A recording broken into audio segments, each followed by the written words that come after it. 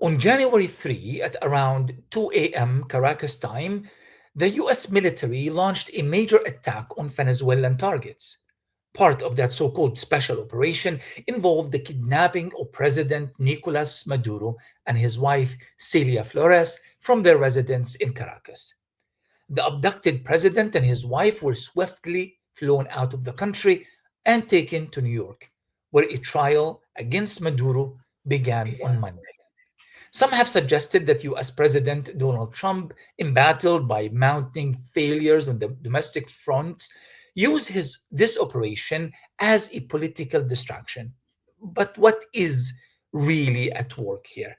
And how does this flagrant violation of international law reshape the Middle East and the global order? And what precisely is the Israeli connection to all of this? Joining me to unpack these questions is Robert Inlakesh, an investigative journalist and political analyst, and a regular contributor to the Palestine Chronicle. In a recent article published in the Palestine Chronicle titled Why Israel is Pushing for Regime Change in Venezuela Through Washington, Inlakesh examines the deeper forces driving this escalation and helps us understand the complexity behind it. Before turning to my guest, I'd like to remind you to follow, share, and like our content so you can stay tuned for future episodes.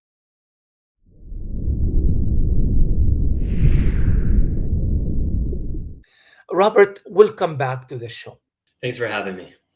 Venezuelan officials are now openly accusing Washington's actions against President Nicolás Maduro of carrying Zionist undertones, a claim that immediately raises questions about Israel's role in all of this US power projection and how Middle East politics increasingly spill into Latin America. You were one of the very first journalists to kind of introduce this idea of the Israeli connection to Venezuela before others are now talking about it quite openly.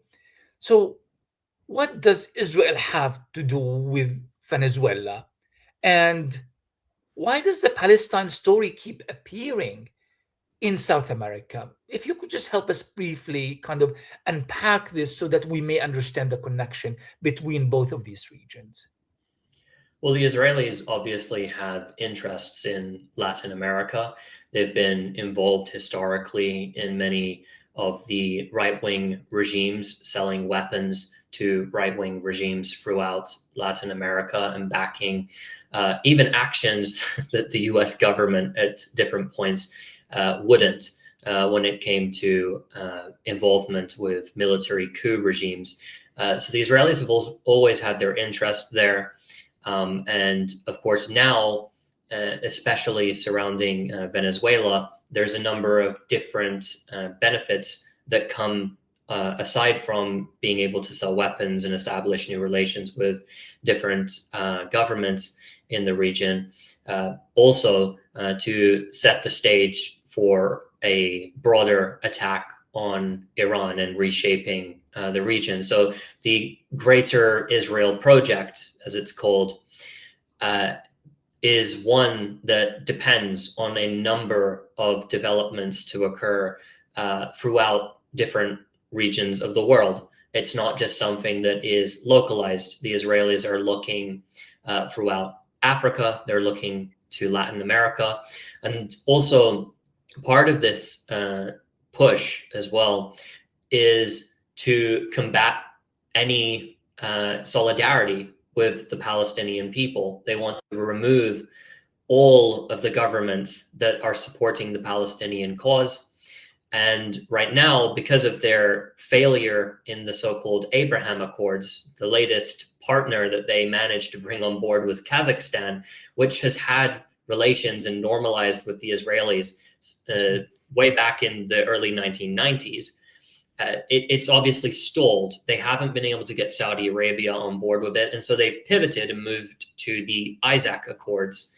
And this is, in essence, a program to replace the failure for now of the Abraham Accords by establishing greater relations in Latin America, and also to help with the US project of swinging these Latin American countries to pro-US politics and to be, in essence, client states of the United States government, which is currently ongoing. If you look at, for instance, the Foundation for Defense of Democracies, a prominent think tank in Washington, which, of course, was a cheerleader in the lead up to the Iraq War, which carried the politics of Benjamin Netanyahu all the way, which does not disclose where its funding comes from. We know this from the Quincy Institute's recent projects on the transparency of think tanks in Washington, that it's essentially funded by dark money. So we don't know exactly where that money comes from, but we know from sort of previous research conducted into the matter that the Foundation for Defense of Democracies functions in a way as an extension of the Israel lobby, or at least pushes their politics. They have been for years advocating the overthrow of the Venezuelan government. Of course, they're salivating over the prospects of seizing oil from the country. Obviously, Venezuela has the largest oil reserves in the world, but also defeating the allies of the Venezuelan government, namely Iran, Hezbollah, Hamas, which they accuse of having a major role in the country, for which there's simply no proof that Hezbollah or Hamas have some sort of military presence and pose a threat to the United States. But this is the main accusation. If you see alongside the narco-terrorism claims, the most prominent excuses offered as to why the Venezuelan government needed to be overthrown was because of its alliances with Iran, Russia, and China, of course. But very specifically, they name Hezbollah and Hamas and claim all sorts of wacky things about Hamas, training there and setting up a base to attack the United These States. wacky things in which you speak of, Robert, I mean, they've been going on for a long time. They've been talking about Hamas being at the U.S.-Mexico border. This is an old theory that took place very, kind of during the Iraq War. Hamas is everywhere. Hamas is at our border, as an attempt to kind of make the ordinary American feel connected to Israel's own atrocities and own conflicts in the Middle East by saying this is not a foreign alien war, this is our war as well, because Hamas is at the border.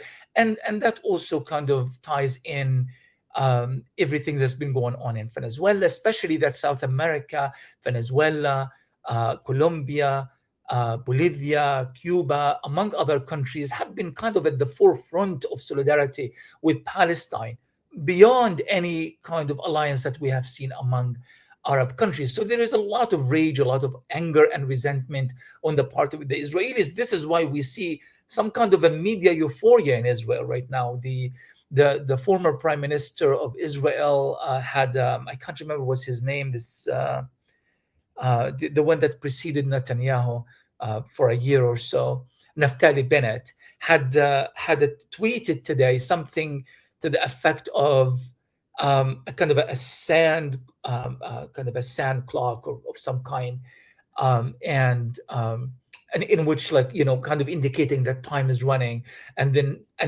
he implies that next is Iran. Time is now to go after Iran the same way we went after Venezuela. There is this Israeli attempt at creating the impression that what happened in Venezuela is part and parcel of its own struggles and conflicts in the Middle East.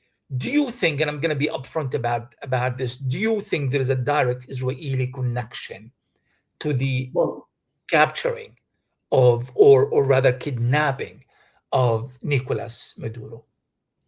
The motivations are there. So we don't have a document proving that Israel was directly involved in the military action. I don't think there's any reason for it to have been involved in that operation specifically. But we do know that there are Israeli interests at stake here. And when we're looking at those Israeli interests, we need to be very upfront and honest about what they are. Venezuela is an oil hub. And so and this means as well, by the way, the fall of Venezuela, they are hoping will mean the fall of Cuba and the fall of Nicaragua. And it will mean that that entire hemisphere is going to fall into the pro-US camp, perhaps with the exception of Brazil under President Lula. And this means that that oil that falls into the hands of the Americans enables them to have a get out of jail free card in a way that will still be an economic fallout globally from what they want to do to Iran. But one of the cards that Iran had was that by closing the Strait of Hormuz and or targeting the oil at its source in the Arab Gulf nations, it could essentially shut down the global economy and cause a major oil crisis. One of the ways that taking Venezuela and seizing its oil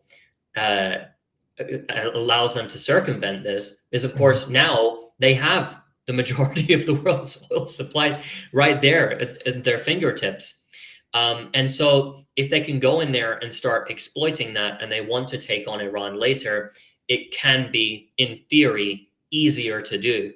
Also, what this does is it actually undermines the Gulf and it undermines Saudi Arabia.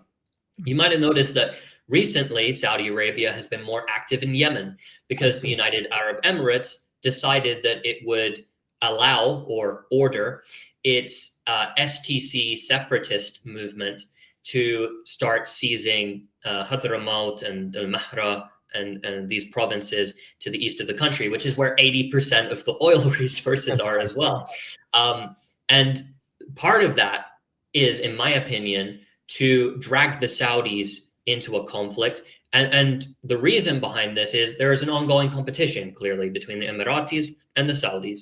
And the Saudis have refused so far to normalize ties with the Israelis. And the Israelis, being quite salty about that fact, are willing to make things tough for the Saudis and to thrust upon them difficult security situations. And also, it's in their interest to undermine Saudi Arabia economically. Because if Saudi Arabia is economically undermined in terms of the oil, or they have that leverage to pull that lever when they want to undermine Saudi Arabia and its oil wealth, then this is something that they can use against them when it comes to normalization, when it comes to going along with their anti-Iran regional agenda. Saudi Arabia recently, instead of going over to the normalization camp, and obviously Saudi politics is something quite complex, but instead of going over to that camp, it signed a security agreement with Pakistan that has to have something to do with Iran, in my opinion. And they have been trying to get closer with the Iranians and sort out some sort of deal because they don't want to get dragged into a major conflict. The Saudis are trying to economically prosper. The Saudis want to invest in loads of places. They want to be a power of their own right. They don't want to get dragged down. But the United States and the Israelis want the success of the Saudis. I mean, it might be a little bit too early to use the term success, but really in the matter of few days, they managed to kind of like turn the tables. They are, their allies are taken over southern Yemen, Al-Mahra, Al-Mukalla, and Hadramaut. Places, military bases are falling very quickly. The pro-Emirati forces or the Emirati-funded forces are kind of basically just giving their weapons and running away. Do you feel that this is something that the Emiratis may have not anticipated? And why Israel hasn't made any move? Because Yemen has always been a central piece in this kind of Emirati-Israeli alliance, where you have the Emirates kind of taking over kind of the lower half of the circle, having control over the parts of the Arabian Sea, Yemeni ports, all the way Somaliland, Ethiopia, of course, Somaliland, Sudan, and you have kind of Israel's trying to control the other half of the circle to kind of create this kind of total control over the Middle East. But it seems that the plan is falling apart rather quickly in the matter of days. Do you think the Israelis did not anticipate that? How do you explain the Saudis' strong reaction to all of this, as if they had been planning it for a while? Wouldn't you agree? Well, the Saudis obviously took the gloves off, and the United Arab Emirates is rather weak, and this is why I've argued in the past that if the UAE-backed forces succeeded in Yemen and they did push Saudi out of the picture, I think Yemen would be united in a matter of maybe weeks, perhaps even days, because it would have just taken Ansarullah to fire, a bunch of ballistic missiles and drones at Dubai and Abu Dhabi, and I think that the whole conflict would have been over, at least, like, it would be on a way to its conclusion. The Saudis are a lot more difficult to deal with, and so if they hold on to Aden, the STC, the Emirati-backed forces, then they can do what Israel wants them to do. And Israel, their interest is for them to launch an offensive to take Hodeidah from Ansar Allah, or otherwise known as the Houthis, incorrectly in the international press normally. And so they want them to deal a blow to them. The Israelis, when we're looking at what they're doing, we have to understand that it's quite desperate what they're doing throughout the region. We saw that in the 12-day war with Iran. Things massively backfired. Right now, they're fully involved, and openly so at this point. I mean, there's been a lot of sort of admissions of this, that they're backing the riots that are ongoing in Iran, and they're trying to cause instability, and of which so far these riots have failed. They haven't, to this point, taken armories or police stations or government buildings. They seized a hospital for a few hours. That's about it. But the Israelis are being ultra aggressive. They're trying to pursue this Greater Israel project as quickly as possible. So there's a number of different things. The Saudis have to now invest in the country. They have to, of course, continue to pour resources into the country. Also, there's instability. And in those regions of Yemen, they can flip very quickly, as we saw. They can flip back and forth. So it's not guaranteed that those Saudi-backed forces, and of course, under their control, these forces are the so-called internationally recognized government, which is just the presidential council that was set up in 2022 by the Saudis in the Riyadh, where there's this 8-member council. That's sort of broken up now because 3 of those seats were to the STC backed by the Emiratis. So that could swing. It causes instability. And also there's Emirati-backed forces. They're the main core of their military force, the most powerful military force on their side, is called the Southern Giants Brigades. These militants, which some people estimate that they have up to 50,000 militants, many of them are hardline Salafists, ex-Al-Qaeda fighters.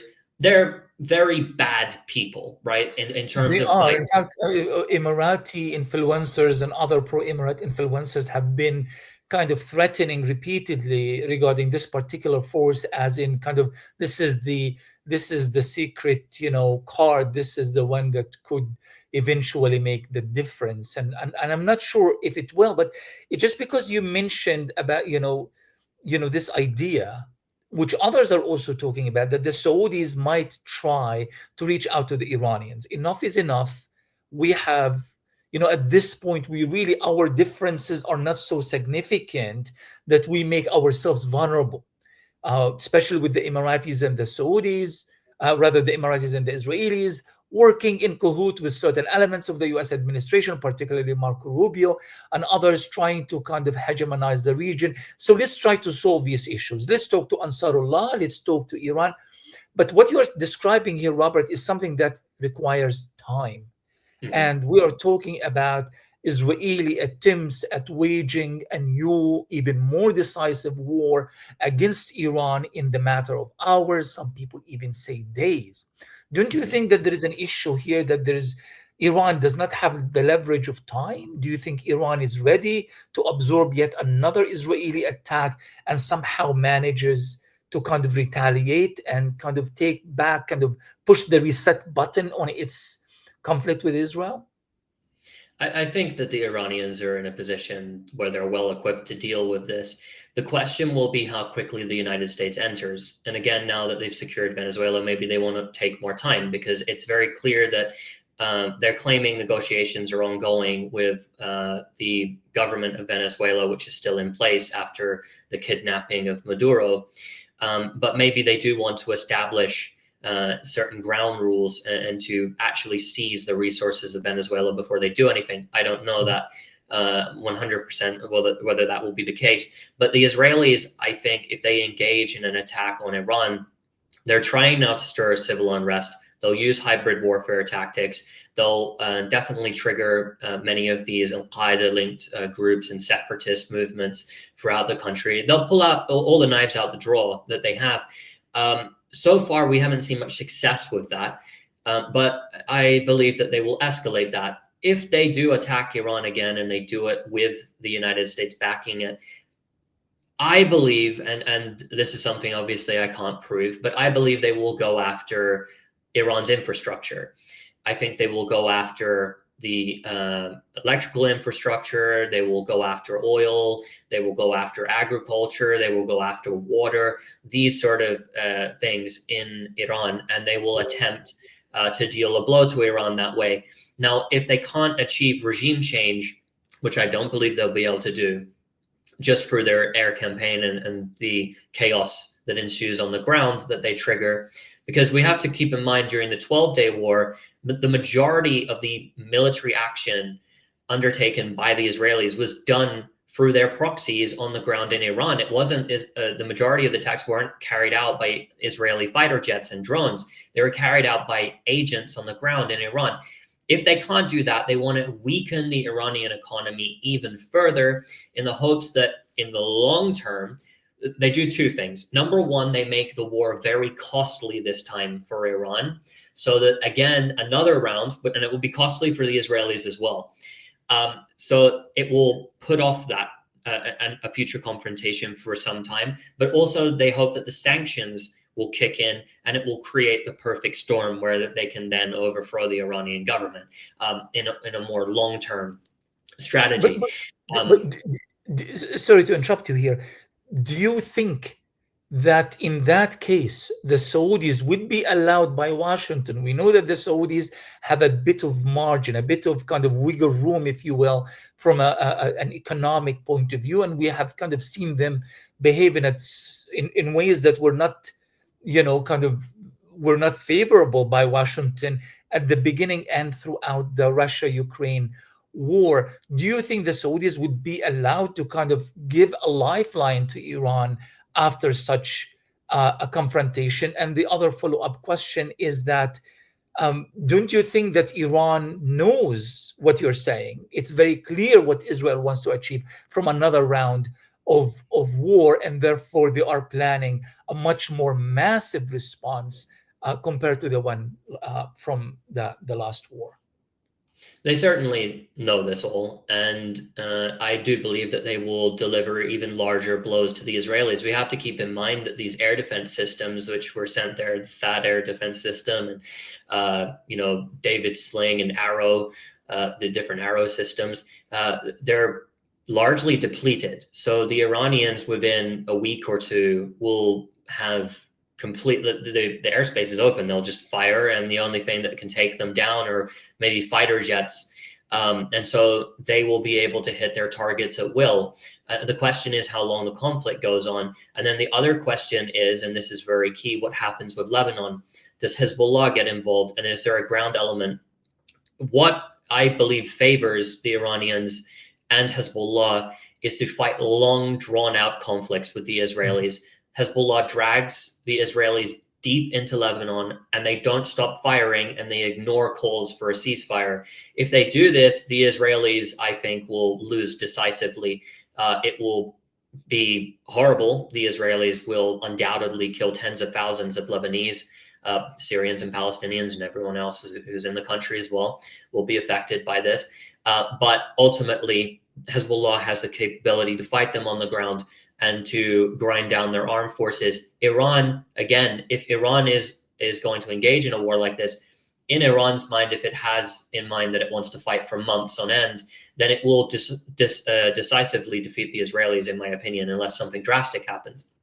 I think the Israelis know this too, and that's why when you look at the think tanks, these Washington-based think tanks, Washington Institute for Near East Policy, again, the Foundation for Defense of Democracies, these are very influential think tanks. And normally what they say has bearing on government policy. And so what they've been saying since right after the war in June of 2025, they've been saying there needs to be another round, right, in order to, they say, to combat the missile program and the nuclear weapons and all of that stuff. That's just an excuse, of course. But they say there needs to be another round. But this round needs to be decisive. It needs to be quick, and it needs to be a war which ends the conflict, or at least puts it on pause for some time. And in order to do that, in my opinion, assassinating or trying to assassinate someone like Ayatollah Khamenei, or some more generals, that's not going to do it. The assassinations alone will not do that. In fact, that's just going to trigger a broader war if you do something like that. So I think they will go after infrastructure. I think they will go after civilians. And the reason I think this is because I think they want to tank the economy, or at least hit the economy.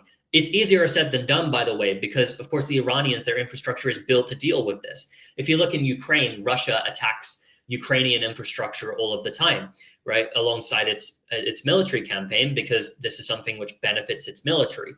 But the Ukrainians, if the electrical grid is knocked out, within 24 hours, the electricity is back on again, and Russia keeps on hitting and hitting and hitting. So there is a question of how effectively that they can do something like that. But I feel that this is the Israeli-American strategy, and they want to do it. They want to have a really intense round. They want to hit Iran hard, and they want to essentially force the Iranians to accept a ceasefire again. The Iranians, in their interest, would be securing a victory, in my opinion, for Hezbollah, securing a victory for Hamas, and securing a victory for themselves. That means ending the war on all of those fronts and getting a favorable deal which benefits all fronts. Absolutely. And I want to ask you, I have a couple of other questions, and I know you are terribly busy, so I'm going to try to be brief. The issue of alliances here, because in the case of Venezuela, we are talking about two types of countries, the Bolivars and the socialists and the left wing, type, like Brazil, but not quite in the socialist front, but they are like more or less, against US intervention, against what happened in Venezuela. And now they are talking about maybe we need to find some sort of ground for unity, because what happened, as the president of Chile said, what happened in Venezuela and Caracas could happen anywhere else in South America. On the other hand, you have Argentina, among other pro-Washington countries, that are excited and celebrating, the achievement of kidnapping a standing president with his wife. In the Middle East, it's a bit different because the alliances are already there. Mm-hmm. You already have Iran, you have the powerful Ansarullah, and even though it's a non-state actor, they are more powerful than many states in that region. And you also have Hezbollah, which is also powerful and has been playing this kind of protracted game of strategic patience, knowing that Israel has a long-term plan and they don't want to kind of spend all of their political capital, considering the fact that many in Lebanon itself are ready to kind of stab them in the back. And we don't want to enter into Lebanese politics, but we know how complex it is. How do you think other countries in the region, that's one question, countries in the region, Egypt in particular, but Saudi Arabia, are going to deal with this, considering that they already now know that the intention has always been to surround and to isolate Saudi Arabia and to put pressure on Saudi Arabia to concede to Israel? So that's one. And the other question, China and Russia.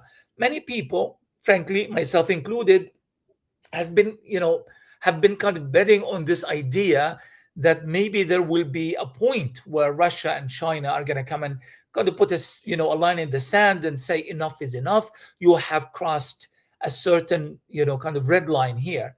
But looking at the response, especially the Russian response to what happened in Caracas, it seems that they either knew already or they're not really that invested to go kind of guns blazing for Maduro's sake. Do you think this hoopla that we've been building around Russia and China regarding Iran has some element of truth? Or do you think Iran is, at the end of the day, is on its own along with its allies? I think there is a key difference between Iran and Venezuela.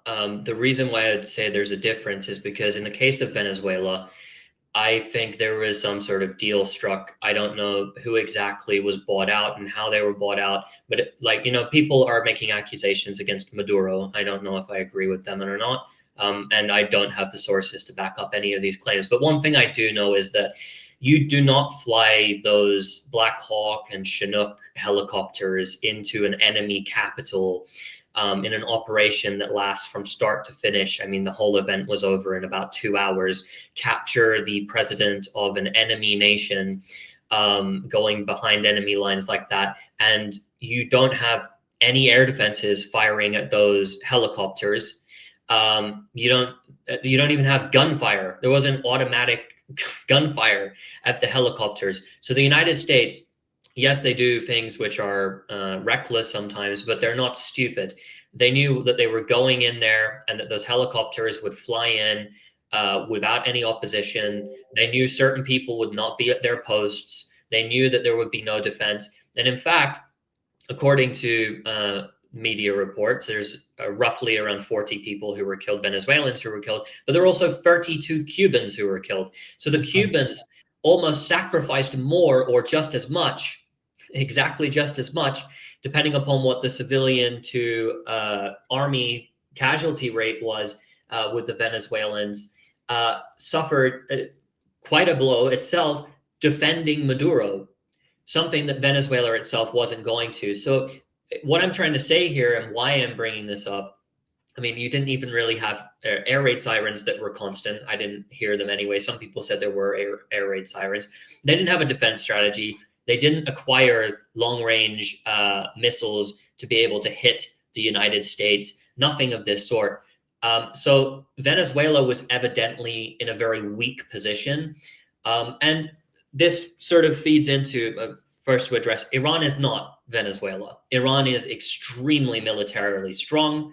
We hear in the Western media every day, Iran's about to fall, and the crown prince of Iranian democracy, the Shah's son, is always talking about, he'll put on like, a bathrobe and talk about the fall of the regime and all of this every other week. But that's not the case in Iran. We can see that that's not the case, that it's not just going to fall like that. It's not weak in the same way. But one thing that it does tell us about Russia and China is that Russia and China are not, part of the other pole in the multipolar world yet. We're not there. And I think that came through as clear as day when UN Security Council Resolution 2803, which was passed in November of last year, which was Trump's so-called Gaza peace plan, was passed through the Security Council. That resolution, it's not just that it was, of course, rewarding Israel for genocide, but what it showed is that even Algeria, which, by the way, the Chinese have influence in Algeria, the Russians have enormous influence in Algeria. Couldn't they just whip Algeria into line, not to send their delegation to the Security Council to vote on a resolution which undermines decades and decades of Security Council, General Assembly resolutions, the Geneva Conventions, all international law completely thrown to the floor in this, if you read the text of this resolution? Could they not have pressured the Algerians, which are supposed to be on the side of the Palestinians in this case, not to go out after voting for the resolution and praise Donald Trump as if he's a peacemaker for installing his board of peace, where he will become essentially the dictator of Gaza under this vision and send an international invasion force into there? No, the Soviet Union would not have done that. That's just the reality. You can like the Soviet Union, you can hate the Soviet Union. But one thing you cannot dispute is that there was a multipolar world order in some way that was present during the Soviet Union. And I think Robert, many of us kind of conflate and continue to conflate between the Soviet Union and Russia. Russia, at the end of the day, is a country with interests and is willing to make exchanges. If Trump wants to move to South America and recreate the Monroe Doctrine, as long as he concedes our influence in Ukraine and beyond Ukraine, and so forth and so on. So it seems that the Russians really, they have a game of their own. It's us, in a sense, that we kind of rebuilt Russia and rebuilt Putin as if it is the Soviet Union and he is the Soviet leader, but we really have very little indications that this is going to be the case. But just if you just comment on what this could mean as far as Iran is concerned, because Israel has its American backers, its European backers. Who does Iran have at the end of the day? Well, the Iranians are obviously allied with the Chinese and the Russians, and this is the point I was trying to come to, because obviously we say we're not in that multipolar world that has been advertised by many people. They wanted to tell us that we're in this new world where China and Russia were going to oppose the United. They can't even do it on a UN Security Council resolution like that. Now, look, the Russians put forward a counter draft proposal in that case, and the Chinese and the Russians voiced their disdain for what was being done to the United Nations as a whole. Of course, they registered their opposition, but they abstained ultimately. So even on the economic front, they won't do anything drastic. They weren't able to step in because it's in China and Russia's interest to at least have control over Syria to some degree. They weren't able to step in. They saw it that, okay, we'll let this deal go ahead and Turkey will have the influence. But now the United States has all the influence in Syria. Turkey has an influence, but the United States is the main player in Syria. That's very clear. And it's drawn its own red lines. And the Israelis are allowed to do what they want. So when it comes to Iran, Iran is much more powerful than Syria was, and much more powerful than Venezuela was. Both Venezuela and Syria did not fall due to the military conflict. They did not fall by the capitals being taken over by arms and militias and massive battles. No, it was very quick, very surgical. Obviously, people along the way were paid off in both these cases. And there's more to those pictures, which we could go into perhaps in another time. Iran is not like that, and Iran's not going to fall like that. Iran will fight tooth and nail, and its supporters will fight tooth and nail. It has its besieged forces, its IRGC, and its regular army, and its just regular security forces. Iran is not going to fall like that. And so the Russians and the Chinese will play a support role. But I do not personally expect the Russians and the Chinese to be involved militarily. They may take advantage of the situation to achieve certain things in their own interests, which might end up benefiting Iran. But I don't see the Russians coming in, for instance, and directly intervening, or the Chinese directly intervening, because again, we're not in that position. China and Russia are not the Soviet Union. That's very clear. And it's not to say, oh, look how terrible, like it's all a lie and all of this. Like a lot of people build up a lot of propaganda, but we have to understand countries are countries and they have their interests. And their interests are obviously at this point, they don't see the need to fight certain battles when it comes to the international diplomatic arena. And they also will let major allies go. And they won't prepare them for certain situations because, they're looking, it's a game of chess and they're trading pieces. So this is something I think Iran will have the backing of Russia and China for sure in the Security Council. They will have, supplies dropped to them, perhaps. I don't know how extensive that will be.